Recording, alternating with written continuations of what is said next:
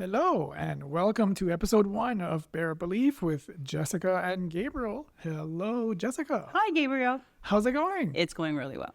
First off, before we get started with today's topic, I want to thank everybody that listened to our pilot episode last week. It was great. I was really here to have some of the feedback that we got. It was really awesome. We even got some comments on YouTube, which couldn't understand, and it was from a complete stranger. So, Oh, really? So we have people we do not know who have listened to the podcast. That's really neat because it just goes out there, right? It goes out there. Who knows who listens? And it's always fun. Like, I personally find that it's kind of motivating. So if you want to run your mouth off on YouTube, I am all for it. Like, comment as much as you want. It's great. So thank you to everyone who listened. Thank you for the ones we got some text messages and comments on some ways we can improve. The whole point of the pilot last time was to iron out the kinks, and I think we've got some of them ironed out. We're probably going to run into some hiccups again this time, but that's okay. We're growing, we're learning, and we hope that you will tolerate our crazy little journey as we learn, because this is new for. That's why we're dumbbells. Dumbbells. Dim bulbs. Dim bulbs. Last week I had a lot of comments about. Oh, really? About dim bulbs. Yeah. People were like, what was that about? And I was just like, oh, it's just a funny word. Also, you might have noticed my voice is a little off this week. I've been fighting off a bug, which is why we've been so late in recording this podcast. So please excuse my raspy voice. I'm on the mend. So hopefully by next time, I'll be much better. So today's topic, we're going to dive right in. So this week we decided we're going to talk about something that I know I've heard a lot of around me, and sometimes these two things get confused. So we thought we would talk about the difference or the similarities or the intersection of spirituality and religion or religiosity. And in preparation for today's episode, we took a look at our friend Uncle Google and see what Uncle Google had to say about spirituality and religiosity. And I like this definition. It's pretty much what I had in my brain already. That spirituality is more personal. It's more like an internal search for meaning, or a search for maybe a connection to something larger than yourself, while religion is more a practice of a shared, organized thing with specific beliefs, rituals, and community. So I think as our base, I think that's a good starting point. Mm-hmm. Where do you fall in this religion versus spirituality? Or I think I am spiritual, but also have a spiritual practice that's based in a religion. Well, you wouldn't have any choice, like, in a certain way.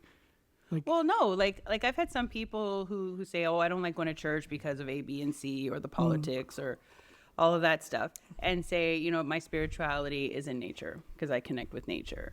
Or I have another one who's like, my spirituality is in science because I can see it. I can relate to it. As science as a spirituality. Yeah.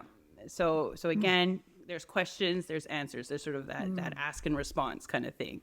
It's not this belief in the unknown, the unseen. It's tangible, Okay. And so I think that, yes, I was raised in a religion and a religious tradition, but I think it's our responsibility to constantly question that. Like, we practice religion, we don't conquer religion, because it's always evolving. Like our social context in which religion factors in is also changing. And I think that's where kind of Christianity has hit a wall, is that maybe some have not kind of, I don't want to say moved with the times, because some people think that's watering down the religion. But I think it's really how does that theology dogma relate to now? And that's theological reflection, right? Well, it has to move with the times. I think if we were to practice Christianity like they did in 300 years after the death of Jesus, people would be shocked at what's happening. Yes. And there's a lot of practices that are probably considered heresy today that were completely normal. Like back then, exactly. Back then. So I think you're hitting an important point. Like you have to move with the times because I don't think, and this is where like I think is difficult for me and what I don't understand about a lot of organized or most organized religions is that it becomes about the practice and not about, or a lot of times it seems to be, decisions are made to keep people in line or Yes. to keep not necessarily thought control, but certain, But within the parameters, within the right? Like parameters of if what you're we doing want. it this way, you're practicing it correctly. Yeah. Right? If you stand up and sit down at the right times, you're a good Christian. If you know all the hymns and how to do chants and whatever, and know your Lord's Prayer back and forth, and all the creeds and all the blah blah blahs, you're a good practicer. None of those things came from Jesus. Not a single one of them. Like other than like eating the Eucharist or like participating in the Eucharist, standing up and down in church, No. and like reciting Our Father and No. saying Hail Mary, and Yeah. like So all the constructs of the all of- institution, that's human based. all of these things, and I can understand that they can have value, but for a lot of people, and this is a huge issue I have with some religions, or some people in those religions, I should say, is that that's how they measure your Christianity, Yeah. Or your faith. your faith, and this is yeah, because it happens in all religions, right? Like I've had others in different groups sort of saying, hey, well, like I think when it was over the holidays and I was at a training session and someone had asked like, oh, hey, it's Hanukkah. Are you Jewish? Like to one of the classmates. And she's like, well, I'm a Jew-ish. I'm Jewish. Like I like the holiday stuff. I like this, but no, I don't go to synagogue. I don't go to this. I don't do these types of things that might be required in a certain sort of denomination within that faith-based group, right? Yeah. So I think we all have that spectrum of religious practice versus spiritual belief and on our own take and our own practice within that. But it should be, see, this is where I think that makes sense to me, because from a, just the spiritual side has to be a personal connection to something. And you cannot divorce that from the religion, because the religion, I think, doesn't exist if you don't have that spiritual connection somehow. Like, But then what's the point? If you don't have a spiritual connection and all you're doing is standing up and down in church and gobbling, in that sense, I didn't hear it. gobbling down the communion wafer, like what are you doing other than going for a Sunday morning snack? Like I don't get it. Like you have to believe and have that spiritual connection, or else. right. And the pandemic kind of proved that, right? Because we couldn't do what we normally we would do, right? So, and like even now where many who would receive the communion, like to, I think it's called in dip it. There's a word for it. Dip it? Yeah, like to take the wafer and dip it into the cup because they don't want us dipping into the wine. I think it's called. Oh wait, you guys drink wine? Yes. Communally? Yes. Yeah. Oh, that is so nasty. A little bit, It's right? so And being a nasty. deacon, like you think it's kind of cool because you get the first sip when it's going around kind of like the leadership table who's presenting it to it all. But Oh, then that as is a deacon, okay. Wait a I'm minute. in charge of. That sounds like there's a pecking order of Yes. like who gets first. It kind of does, right? But then, like at the end, where my symbol is to serve, I have to clean up, which means I get to drink all the rest. Oh my god! Yes, So you're getting like 200 people's like backwash. a little bit.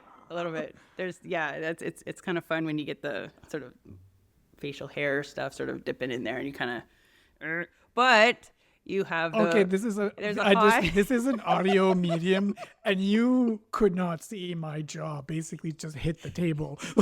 yeah.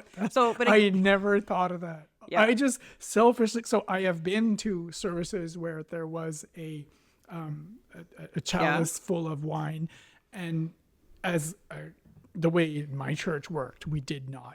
do yeah, that. in the Catholics, Yeah. you parishioners And don't take the wine; it's- it's just the host, It right? was so nasty to me, the idea of like having a communal cup for the it's like wow. Yeah. Well, but then again, because it's that symbolism of being like one body, right? We're all partaking in the one bread and the one wine, the one It's like blood. it's also like one disease, if anybody. But that's why they said no more dipping, because actually there's more germs on your hands. But are people putting their hands right in the cup? Well, no. If have you ever had your cookies and milk and you dip and you kind of get the tips of your fingers a little bit wet because you're trying to get as much of it as you want? No, I'm not a This moron. is not where I want to go with this whole conversation, but it's rather entertaining, right? But this is like the backdoor shenanigans that you. But this is what gets people in and out of these Right. churches, though. Like this is Yes. the thing. Like as an outsider, if I come to your church and I have this thing that's like completely normal for everybody in the parish Yeah. or in the congregation, to me it's just like. And I remember the first time I saw this, I was like, "What the heck going on? is going on? This is Right. nasty AF." So then, but that's what happened in the pandemic, right? We could not partake. Like, I mean, Presbyterians will have like individual little glasses that you can take, and most of the time it is actually juice because they're being conscious of those who might have addiction issues and alcoholism. So they don't want to kind of exclude people for that. You want right? you want to respect the sober people. Exactly. So people were getting like really frustrated in the sense, oh, I really miss my communion. Like I really need it. And so it was called like spiritual communion. You would kind of take that pause and sort of, have that sort of symbolism going through you. Some people just waited, but you were supposed to sort of take that time to connect because it's called communion. Yeah. Right. So it's the visual symbol of communing with God, to be with God. Well, my interpretation of it was like you're kind of, the communal part is it's almost as if you're at the table with Jesus and his apostles, and where everybody is taking this. Yeah, well, like it's okay, to me it's more of a literal definition of communion, while you are communing with right, all and of it's your actually in the text, brothers right? and sisters. Is do this in the remembrance of me, because Exactly. when we're remembering somebody, we're making them present, right? Right. So it's all bringing together the past, the now, the future, the people together and to God. So that's why it's called communion. Like we talked about Venn diagrams. Here we go. Here's another one, right? But I think it'll have like 7 circles on it. Yeah. But it's in that ritual that it's the junction of it all, right? That it all comes together, and in that moment of grace where you remember there was this person's story, and this is the significance of that, and it's connecting with God through that history and through those sacrifices. It's these symbols. So for you, I see that ritual and that aspect of it. To me, that's religion. right, but I don't always feel that way. Like sometimes you are going through the motions. But that's what I mean by religion. Yeah. Religion is going through the motions. No. But like, when you dance and it's like, oh, and then you kind of maybe learn a tango and you're learning the steps of that dance and it kind of highlights it a bit more. But if you're like, if I do one more tango, it kind of loses a bit of significance. Oh, I see what instead you of, mean. Yeah. Like going through the motions of the validity of it. Like I'm just doing this. I think I mentioned it last time. My ordination was protested. Again, that's religion and people. No, that's people within a group, right? So but yes, this there's is- the this- expectation. But this is where I have a hard time making the difference between the two. Right. Because to me, the religion is really the organization, it's the structures, it's the building, it's those people who decide like yes and no, and who can make your life hell. Like it literally they can. And that's not done. I don't believe that that's done in a spiritual way. No, Like, and that's you're- where it gets a little dodgy, right? Because if you look on the macro scale, there's wars between religious groups that are saying, no, it's this one, it's that one. It's like, well, no, that has nothing to do with religion. That has to do with politics, and these are the uniforms we've taken my God. on. We can go. Right? We can even Like, scale. that's a whole you- other- You can even scale it up. Like all of these countries in Europe that used to have kings and regents and all these stuff, all said that their regency was a divine power that came from God. They are representing that. And the Anglican Church is like the perfect Well, example of this, because like who was it? Was it King George or King Henry? I can't remember, the one that created the Anglican. Henry. King Henry. He was basically like, I don't like what this religion is saying, so I'm gonna, I want to get a divorce, and I want to do this, and I want to do that, and so now I'm creating this religion, which is, and I'm not saying Yeah, this to I mean, there's an oversimplification. there's Let's an acknowledge that. oversimplification because we don't have 6 hours to go over to learn about to go Anglican over history, the right? Anglican history, but that there was this is And that's the general like that's the common, I think, like idea. That's what yeah, most people think about would think Anglicanism. about. Yeah. And so we can, I'll agree with you that there's a lot more to it. Okay. But the simplified, boiled down syrup of how it happened is That but was my, the catalyst. But Yeah. my point is that that's to me what defines the religion, and where I have big issues with a lot of these different religious, and as much as I said last time, is that there's a lot of people in the Anglican Church of Montreal that I have met that I really like, that I think they're amazing, that are probably doing great work for the community and have the right intentions, but I have met others who do not. Right, and they're looking for the power within that circle, exactly. right? And that to me is where that line with the spirituality and the religion kind of lies, and then I think for people like me, that's where it's hard to cross, to come over into that area, because it's like, I don't know, I just can't, like, it's the way my brain works. Right. It's and that's not, where you need a really healthy community. And I think that's where churches are really looking at themselves and going, okay, what are past behaviors that are just not acceptable? Like, again, we're a community, so we're going to disagree. Yeah. But what are the motives? What are our goals? What are we all here about?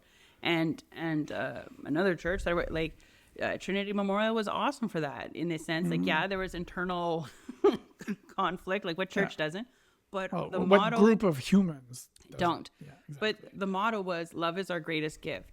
So any decision, any conflict, anything that we were debating, discerning, even just day to day, we could always go back to that. Like, hey, are we fulfilling that mandate? And it made each other accountable. So then our focus was different versus like sustainability, where you kind of get a survival mentality. I just got to keep my doors open because I want to be able to show up and have my cookies and juice and just do it. That's what my mom calls it, because Cookies and juice. yeah, it's another story. But again, because I think previous generations have gotten into the ritual, but have forgotten about the meaning. So one Maundy, Thursday, we had a service, and instead of like teaching and conversation versus sort of that magisterial lecture. Yeah. And I said, well, what are the symbols of Maundy, Thursday? And they're like, well, it's the bread, it's the wine, it's the prayer. Like, anyways, we were going through all these things. What are the symbols of, what did you call it? Maundy, Thursday. So Maundy, Thursday is the Last Supper. Are you saying Monday? Maundy, not Monday, like the day of the week. Maundy, Maundy. Oh, okay. Right?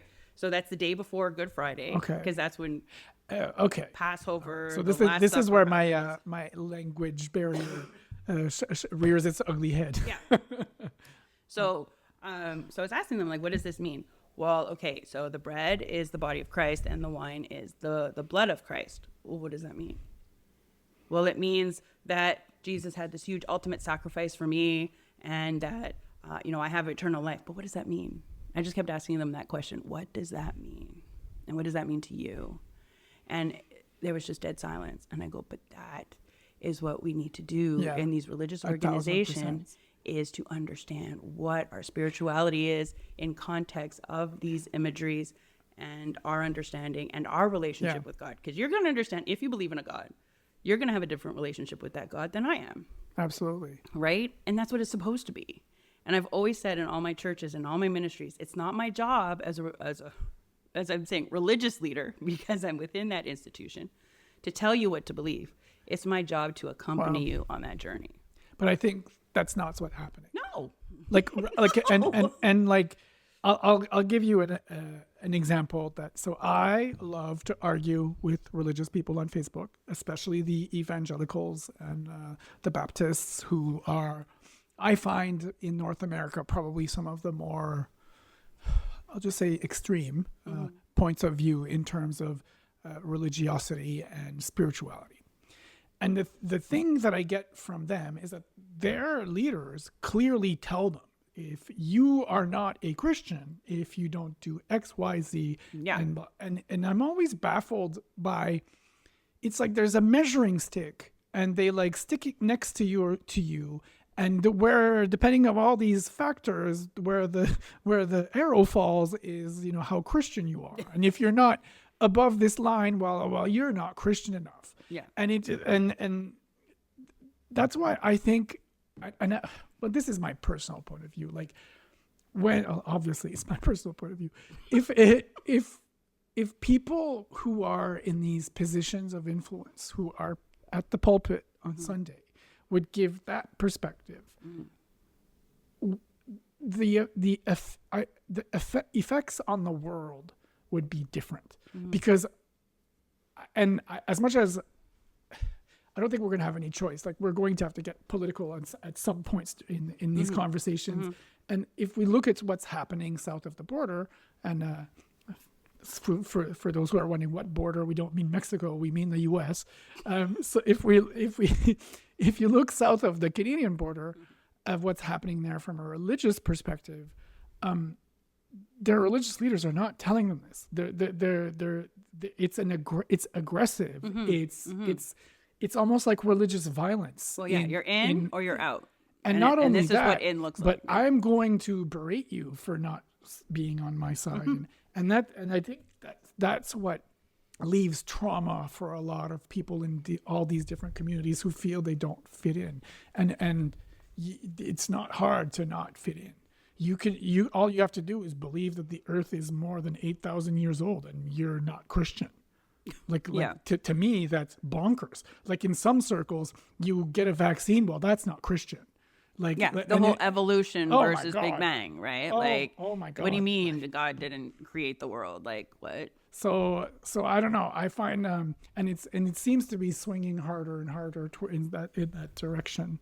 So I watched last week. I went into this rabbit hole about Noah's Ark, and I saw a whole thing about how if you believe in the Noah's Ark story, literally, you have to accept that 3 million animals loaded on top of the ark in the matter of 8 hours. And for that to happen, you would have had to have had a velocity of like 50 animals per second running through the doors of us, just this like insane like stampede of animals. And then he, in the Bible, Noah was instructed to have food to last up to a year, according to whoever translation or version. An elephant eats 300 pounds of food a day. How did he stock 600 pounds of food in the ark for a year? So there are people who believe this story as if it was an actual thing that happened. And I find that, to me, my brain just doesn't go there. And that's where I find that whole disconnect between the religion of things, the spirituality of things, the history of the Bible. If you take an academic perspective on all different. on how these stories were written, when they were written, and now we have a good idea of like which part of the world they came from, and And I wish the Noah's Ark story was the only religion or the only holy book that had an ark, big flood story. There's like 50 or 40 of them that have the same type of narrative. Again, I think it's so scripture is like a literal, they're just words. But I mean a written document, right, trying to capture an oral tradition that's been translated and adapted. Adapted. Like we just told the whole, amazing dip story last time, right? Yeah. Well, give it 20 more years. That's, the dip's going to be made out of gold and whatever. And that's just the way story evolves, and then and how other people hear the story. Yeah. We clearly said it was salsa. No, it was a mango, pineapple, whatever thing, Yeah. So I think there's a bit of that in there. I think there is in any sort of document, in any sort of holy manuscript, there's something. And how to get all the animals of the world. Well, did Noah go to North America? Did he go to Australia? Or was it the animals within his world, right? Well, at the So, time, so it's again, who's the world? all they knew was that region of the world. They didn't Right. even know North America existed. So maybe there was no elephants there. And in the story, and I think from what I remember in the story, the ark ends up on Mount Ararat. Yeah. But at the time, Mount Ararat was the highest mountain they knew about. They didn't know that just kept going north, and there would have been like the Alps, and that would have been, and if you know what I mean. So, or if they went to Nepal, there would have been like more. So.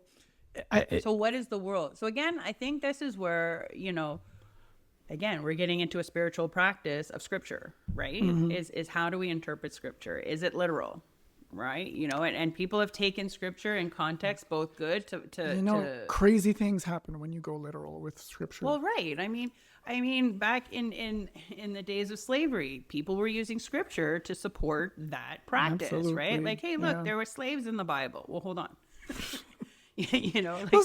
Let's go to the New Testament where Jesus liberates everybody. But there are people today that still who still argue the value of slave ownership. There are people who still argue the fact that the woman should be subjugated to her man. Yep. This is becoming a new trend. We've talked. I think we mentioned it last time about trad wives.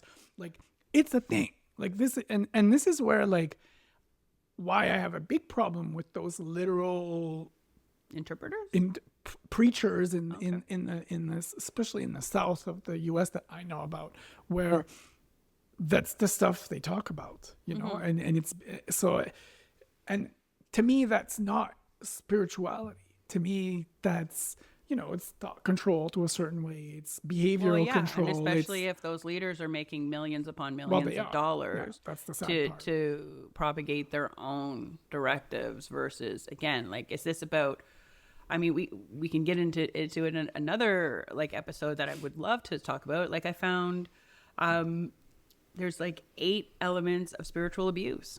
Oh, that would be fun, right? And it's just subtleties or the way someone can ask you a question or whatnot. Again, in these sort of practices that have taken place to sort of keep the person feeling obliged to behave in a certain manner, right? And that's not healthy, right? Like, Christ didn't want relationships. God does not want relationships that are unhealthy. Like, so again, and I've said that I debate with the Jesus figure and the magnitude and sort of, again, what is story? What is historical fact? What is this? What is that? Right? I think at one point we should look into the historical Jesus, because it's starting to be more and more accepted by all kinds of scholars that there was a Jesus. Now, what happened is another can of worms, but that I would love to explore. But at one point. all of these practices, all these religions are point to the same thing about love. We are here to be beacons of light, not darkness. I mean, unless you're in one of those religions, and that's fine. But I think it's, or again, not to hurt, not to harm, right? Like, the various pillars are sort of practices to kind of help uphold these, or for that enlightenment. When you're enlightened, you understand God, right? I saw this really cool documentary, I think it was on Prime. I can't remember of it right now. But it was talking about sort of the mythology around gods, right? And it was talking about Norse and Greek mythology and how they were kind of always placed in the wilderness outside, right? And humans were never to go there because they would encounter a god.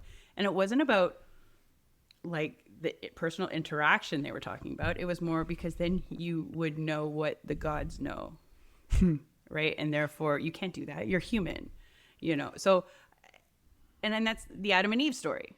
Right? They ate from the tree of knowledge. They had that apple. And who really enticed that? I still say Adam gave Eve a really bad rap on that. That is definitely a feminist perspective. Right? But because of that, they then knew and then were kicked out of Eden.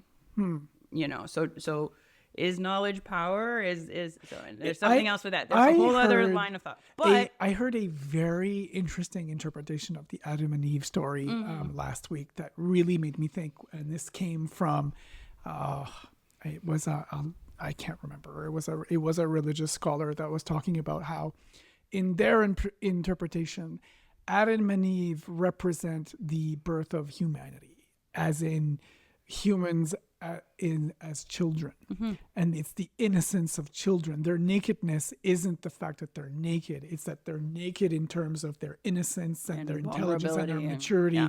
And when they notice, and in the story, when they noticed that they are naked, it's them waking up into adulthood and turning, and that itself is a kind of an allegory for humanity, which and I really like that because I thought this is an interpretation that I can get behind. I like the idea that this is like, and when you know how these stories were written, it kind of makes sense a little bit because like I don't personally think that there was a garden somewhere in Israel or wherever where these two people were frolicking in the bushes and like eating apples. Like, it's like, what? Like, it's just... right. And then it's like, well, like, then what? Then we're all kind of like the same genetic like thing.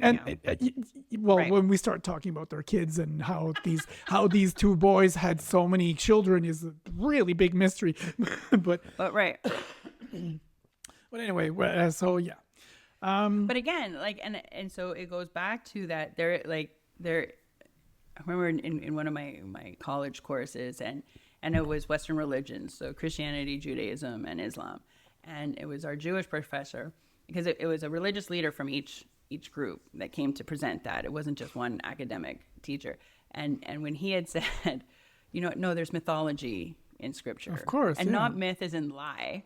No. But as in story. Yeah. But right? They are stories. They are stories.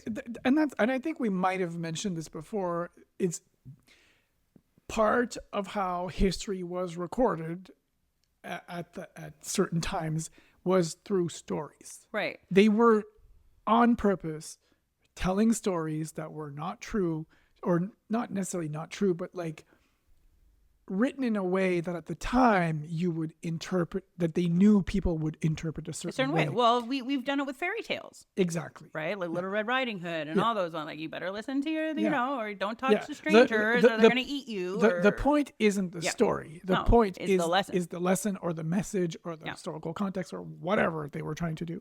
And I think that that's one of the problems that we have with some of these pulpit speakers who just read verbatim what's written down there and then say, what's the context? What are you doing with your mixed fabric clothing? Oh my God. Like what? How dare Leviticus is like a gold mine. It really is. But in that time, those laws were needed. Like, it kind of made sense, right? But, I haven't read the book, but there was one, I think I can't remember the author, but he lived a biblical life for a year. And he wrote it all down. So I don't know what it was all about, but I'm sure he has but he was on an interview and he was sort of talking about how, like, no, I did it, but it's really not sustainable. Like, no, of course not. Like in our context, right? Yeah. But I think that's just sort of what it's about. And so I think that's where religion institutions get in their own way, because they forget about why they're there, right? There was no churches. There was no...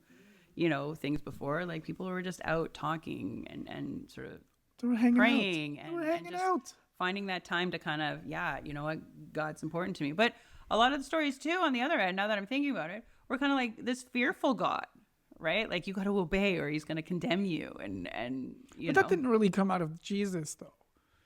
No, like a lot of those stories, like that role was to kind of a lot of it, like reconnect. If you look at like some of the letters, like that Paul was sending are a little wacky, and like especially some of the Corinthians is like a lot of that stuff is in there as well, and I we're well, and I think he was one of those sort of these first like leaders, right? Yeah. Like, this is how we got to do it, and that's why like Peter and Paul were always at each other. Because it's like, well, no, it's not supposed to be like that. It's supposed to be like this. Well, Jesus taught that. Well, did you, like, they didn't have Google to go back to and be like, oh, right, sorry, that's what he was actually talking about on the mountain. But that's right? my whole point. Yeah. Like, we can't, these religious leaders, in my opinion, have got to stop being so categorical about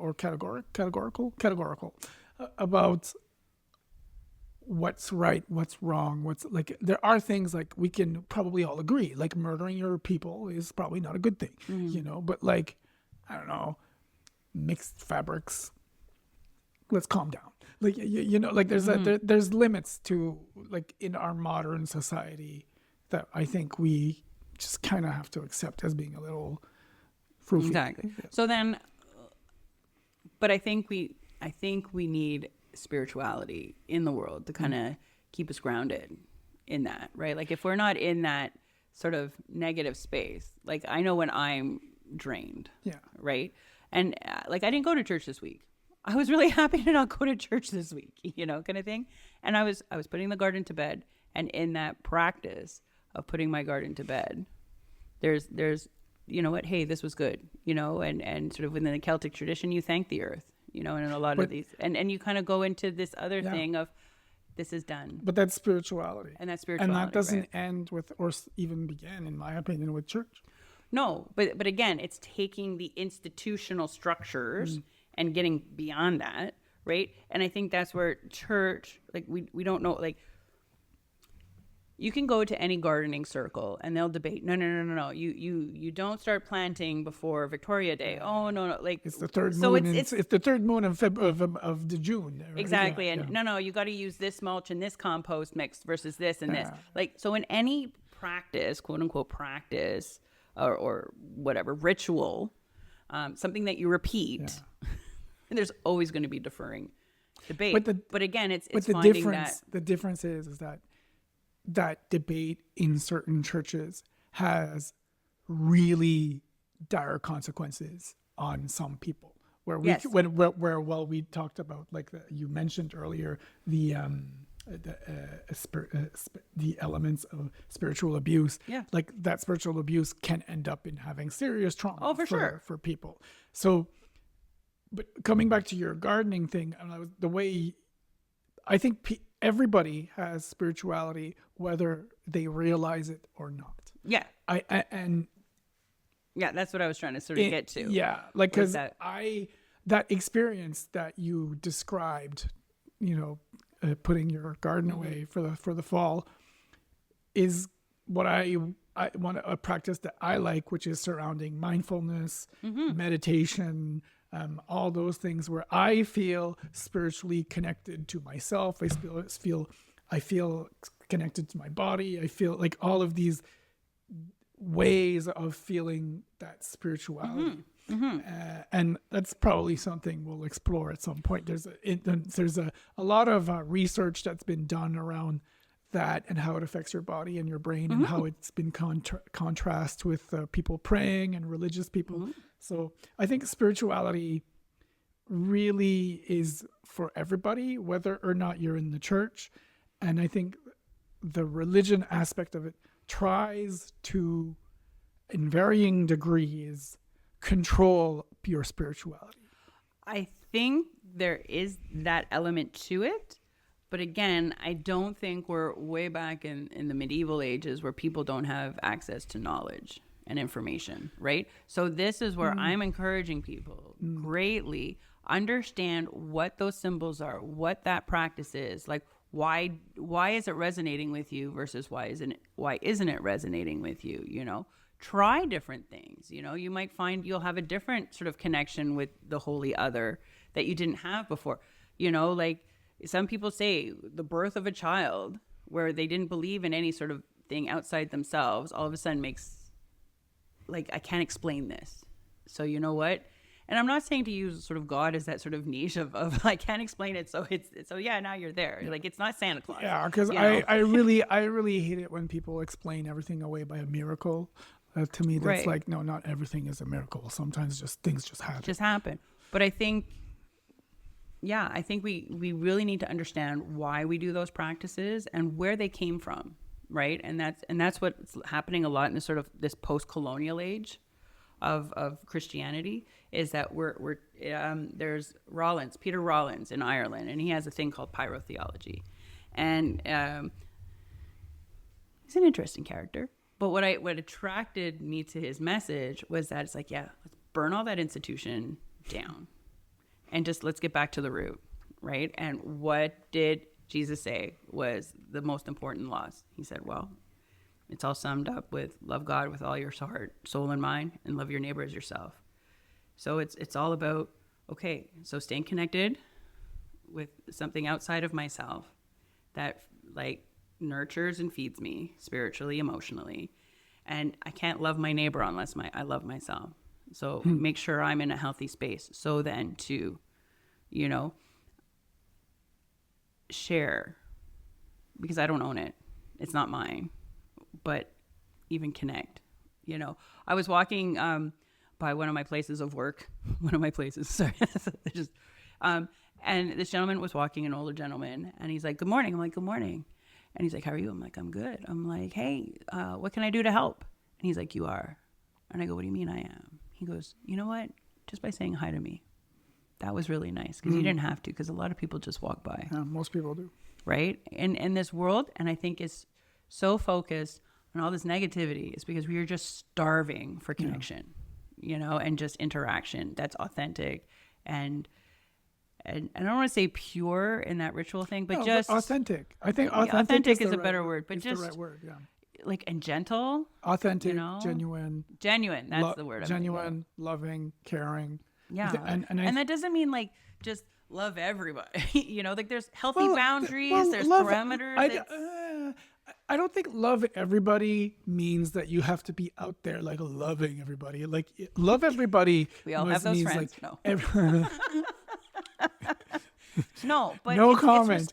It's respect, right? Like yeah. What was it? I was watching The View, and what's her name? Marjorie Taylor Greene. Oh God. Right, was on The View, and they had a brilliant conversation, and totally opposite different ways, but these 5 women were able to come together and have political discord, but conversation, and actually came up with ideas together.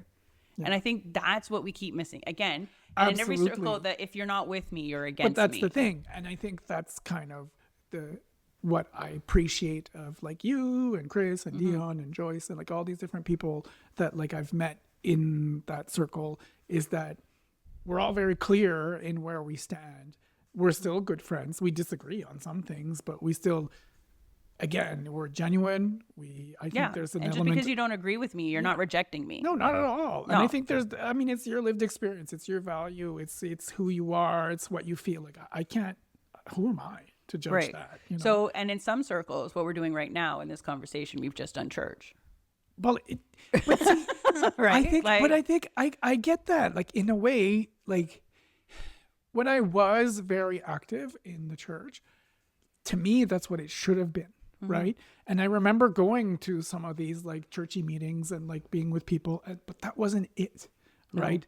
It was again, like the Christian yardstick and measuring how Christian you are. And like, oh my God, you're doing this. Well, you can't do that. And how many pages in the Bible did you read this? Did you do did you say your rosary? Did you go to church?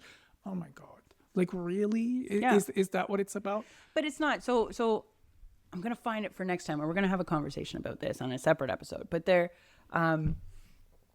and we're going to post it on the website, because I'm going to find the chart for it. But there's a couple of people, theologians, who say there's either 4 or 5 levels of faith.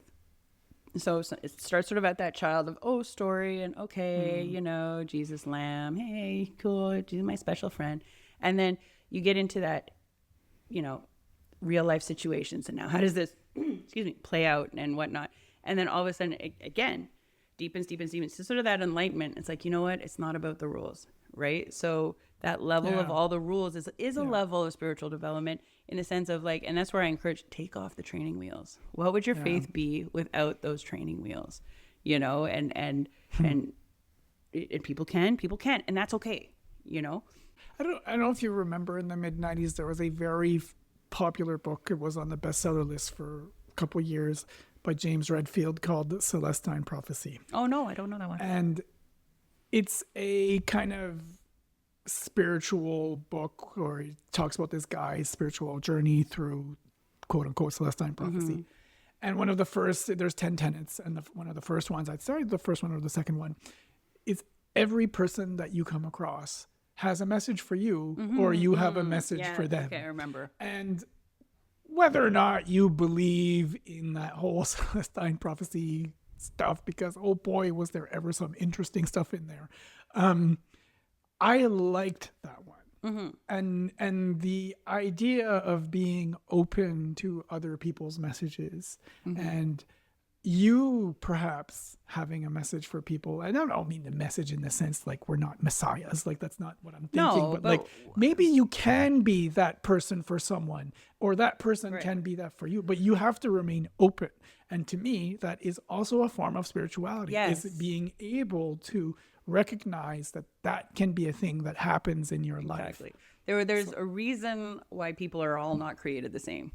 Yes, Right? I think so. And you were put here with your Yeah. gifts and talents for a specific reason. So was I. And I don't mean like one, predestined goal that you're there to accomplish, like Luke Skywalker or Indiana Jones or any of those, or Superman, whatever. But just, you know what, you know what, you have a real great gift of just sort of being with people and hearing people. And I think that's so needed, and I think the universe brings others around us that might sort of need that. But then that's where we have to be careful. And again, Yeah. healthy boundaries Exactly. of loving ourselves, to Because- be like, okay, girl, that's enough talking about that. I think you're right. I think that that's one of the things that makes me good at my job, and like just Yeah. generally how I do. But like come Friday night, I am done. exhausted.